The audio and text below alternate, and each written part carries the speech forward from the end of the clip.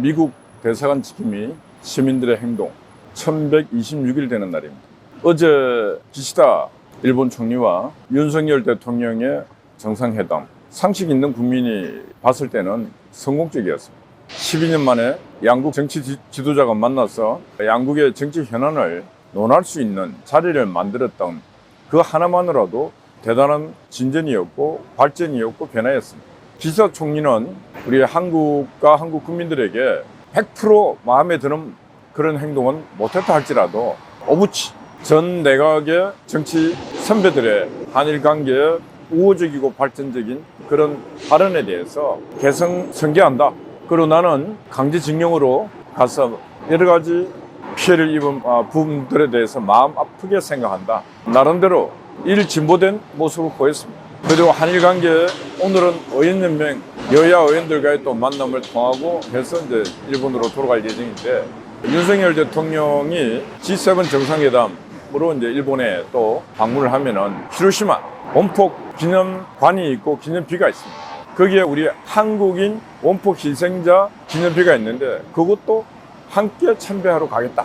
그것도 1998년 김대중 오부치가 한국 피해자들에게 통속의 한이라고 해서 김대중 오부치 선언한 그 오부치가 1999년에 우리 한인 원폭 피해자 기념비에 참배한 사례가 있는데 거의 뭐 한 25년 만에 이루어지는 일입니다.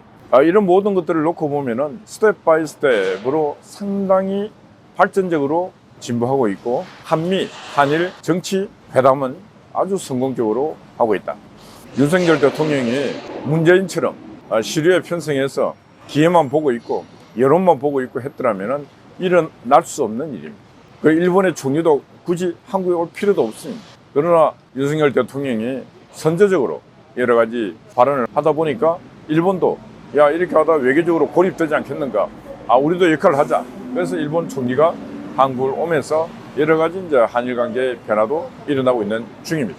우리 한국에 있는 자익들은 미래가 없는, 미래를 위해서 사는 인간들이 아닙니다. 말은 진보라고 포장하면서 그건 진보가 아니고 과거에 있는 아픔만 빨아먹고 있는, 거기서 이득만 볼 수 있는 그 역량이 없기 때문에, 미래를 위해서 뭘 할 만한 에너지가 없기 때문에 그들은 오직 과거만 들여다보면 과거 귀신들이 몸에 다 붙어 있는 놈들이고, 이제 한국과 일본은 미래를 향해서 가야 돼요. 100년 전의 아픔을 우리 아이들에게 맡겨서는 안 되는 것입니다. 한국에 있는 좌익운동하는 놈들은 진짜 나쁜 놈들이에요. 베트남 보세요. 베트남이 미국과, 물론 모든 일은 남북 베트남이 분열되면서 일어났던 일이지만은 그 분열 속에서 한쪽은 공산주의를 택했고 한쪽은 자유민주주의를 택했어요. 그래서 미국이 갖고 한국이 갖고 전쟁을 했습니다. 많은 베트남 군인들과 베트남 양민들이 죽어갔습니다. 그리고 세월이 흘렀습니다. 어느 날 경제 부흥을 해야 되는데 그때 베트남 지도자가 과거는 있고 미래를 향해서 가자 해갖고 미국과의 모든 관계를, 아픈 관계를 잊어버리고 손을 잡고 미래를 향해서 오늘날 베트남을 저렇게 부흥시키고 있는 것입니다. 베트남 국민들도 지난 아픔에 대해서 국가의 뜻에 따라서 다 잊고 미래를 향해 가고 있는데, 한국에 있는 자익들이 그 베트남에 있는 사람들 불러갖고 야, 너희들 전쟁에 희생됐다고 한국 법정에 얘기하라고 하는 놈들이 한국 자익들입니다. 유대인들이 600만 명 이상이 히틀러에게 독일에 희생돼 죽어갔습니다. 때마다 절기마다 독일 보고 사과하라, 사과하라, 배상하라, 배상하라 합니까? 러시아가 그 독일로부터 엄청난 아픔을 또 겪었어요. 많은 사람들이 죽어갔습니다. 소련이 독일 보고 야, 배상해라, 배상해라 합니까? 미국이 강자만은 아니었습니다. 일본이 하와이 공격을 해서 미군과 또 미국 시민들이 죽어갔습니다. 일본이 야, 히로시마 너 폭격했는 거 손해배상해, 배상해 합니까? 프랑스부터 시작해서 모든 나라가 먼저 공격을 당해서 많은 양민들이 죽어갔어요. 프랑스도 독일 군들부터 오만 양민이 죽어가고 여성들은 성적 유린을 당하고 그랬습니다. 중국은 우리보다 일본의 난징 대학 학살부터 시작해서 엄청난 피해를 입었습니다. 시시 때마다 일본 보고 배상하라, 배상하라 합니까? 중국 법정에서 이런 짓 합니까? 전 세계에서 유일하게 이런 짓거리를 하고 있는 게 바로 대한민국 정치하는 놈들이고, 바로 자유운동하는 놈들이 이런 짓을 하고 있고, 거기에 대한민국 법원이 판사 새끼들이 부안해동을 해서 사건을 더 확대시키고 있어요. 국제법을 어겨가면서까지 재판을 하고. 그래서 윤석열 대통령 처에는 정치도 바로 세워야 될 뿐만 아니고 사법부처 판사 새끼들의 정신 나간 판결, 국제법을 무시하면서 하는 판결, 그리고 갈등을 불확대 재생산시키는 판결, 이런 거 잡아내야 됩니다. 그런 놈들은 나중에 변호사 자격도 주지 말아야 됩니다. 한일 관계 윤석열 대통령의 선제적 외교는 성공했다. 그리고 한일 외교 첫날 이후에 미국 정부에서는 적극적으로 환영한다. 박수를 보낸다. 그런 것들이 미국의 주요한 뜻이고 전 세계가 관심을 갖고 박수를 보내고 있습니다.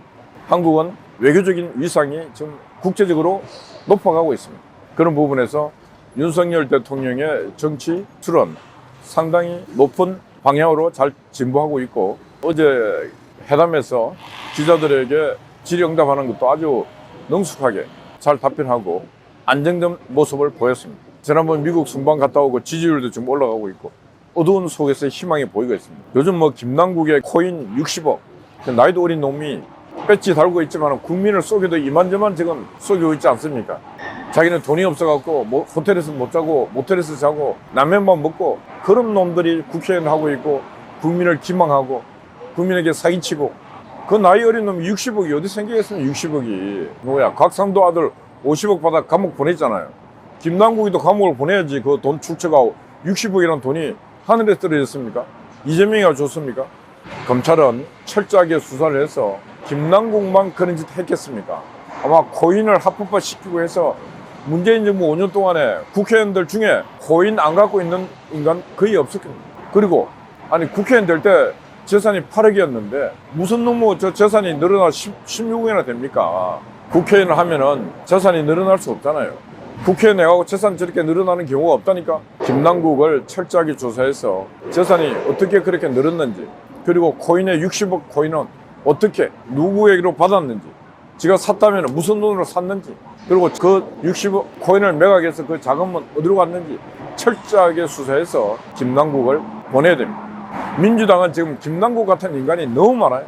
이재명 같은 천하의 잡놈이 지금 당대표를 하고 있으니까 당이 저렇게 잡놈 소굴이 되는 것입니다.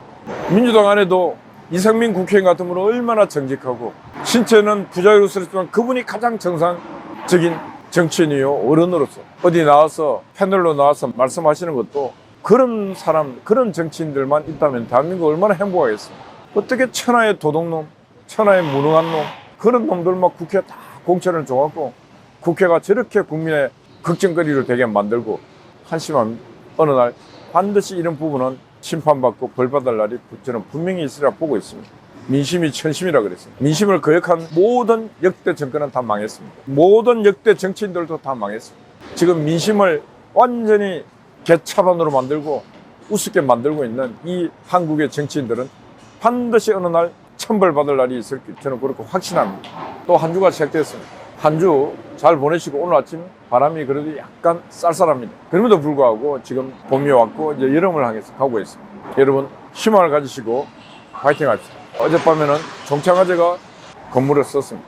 우리 또 아침 일찍 송화제 와서 또 열심히 건물을 쓰고 있습니다. 김미경님, 심바, 복수, 그리고 여러분들 자유, 변함없는 애정에 열정에 감사를 드립니다. 여러분 파이팅입니다. 감사합니다.